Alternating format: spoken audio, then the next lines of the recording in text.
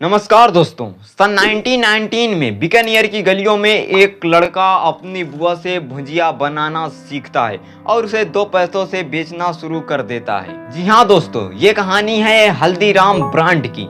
एक ऐसा इंसान जिसके पास ना कोई बड़ा बिजनेस था और ना ही ज्यादा पैसा, पर था उसके पास एक सपना कि वह अपने भुजिया को पूरे दुनिया तक पहुंचाए। आज की वीडियो में हम जानेंगे दोस्तों हल्दीराम ब्रांड की वो अनटोल्ड स्टोरी, जिसे सुनकर शायद आप भी कहेंगे कि सपना सच में सच होता है।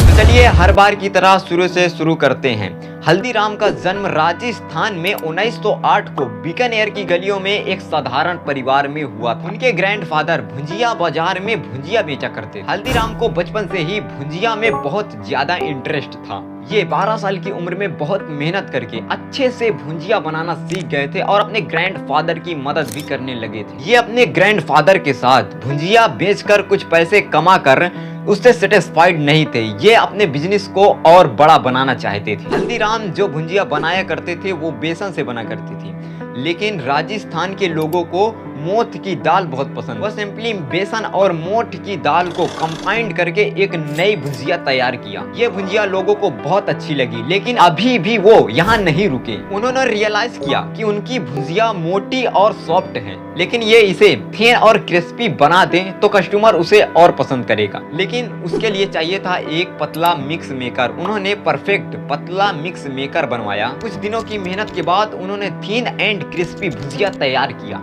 इस भुजिया ने सेल को बहुत बड़ा ग्रोथ दिया। अगले कुछ दिनों में हल्दीराम ने अपने बिजनेस को और बड़ा बना चुके थे। 36 साल की एज में उनकी एक पत्नी और 3 बेटे थे।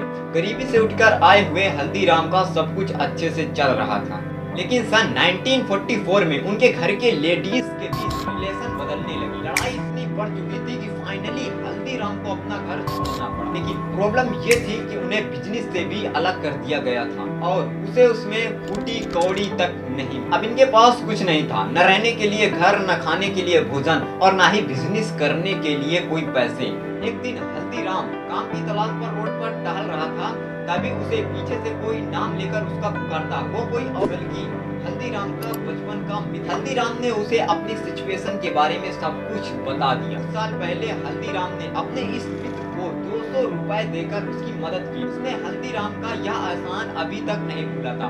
उसने हल्दीराम को 100 रुपए अपने लौटा दिए और वो 100 रुपए उनकी जिंदगी बदल दी। सबसे पहले हल्दीराम ने अपनी फैमिली के लिए एक किराए पर घर लिए।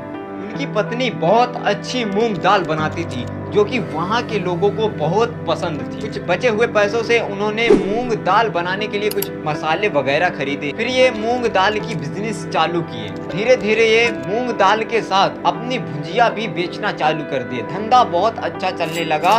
दुकान में इनके भीड़ लगने लगी। हल्दीराम एक बार अपने दोस्त की लड़की की शादी में कोलकाता गए थे। वहाँ उन्होंने रिश्तेदारों के लिए भुजिया बनाई। लोगों को भुजिया इतनी स्वादिष्ट लग रही थी कि वो तारीफ के ऊपर तारीफ किए जा रहे। साथ में हल्दीराम को ब्लॉक ऑर्डर भी दिए। उन्होंने सोचा क्यों ना अपने बिजनेस को इस कोलकाता में भी चलाएं, क्योंकि वहाँ पर कोई ऐसा कंपटीशन नहीं था जो कि भुजिया बनाता हो। फाइनली 1955 में हल्दीराम ने अपने सबसे छोटे बेटे रामेश्वर लाल और अपने सबसे बड़े पोते शिव किशन को कोलकाता में बिजनेस कराने के लिए भेजे। यहाँ भी उनका बिजनेस ग्रो कर गया। पर डे 150 से 200 किलो भुजिया सेल हो जाती थी। 1968 तक हल्दीराम के तीनों बेटे सेटल हो गए थे। बड़ा बेटा मूलचंद बीकानेर का बिजनेस संभालते थे।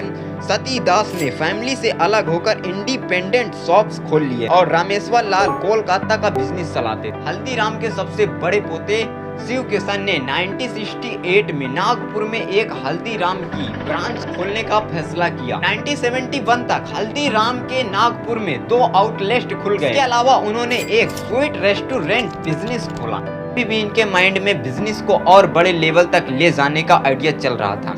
शिव किशन ने अपने बिजनेस को और आगे लेवल तक बढ़ाने के लिए एक ऐसी लेवल का शहर ढूंढते हैं। वो थी भारत की राजधानी दिल्ली। दिल्ली में बिजनेस के लिए शिव किशन ने अपने छोटे भाई मनोहर लाल को भेजा।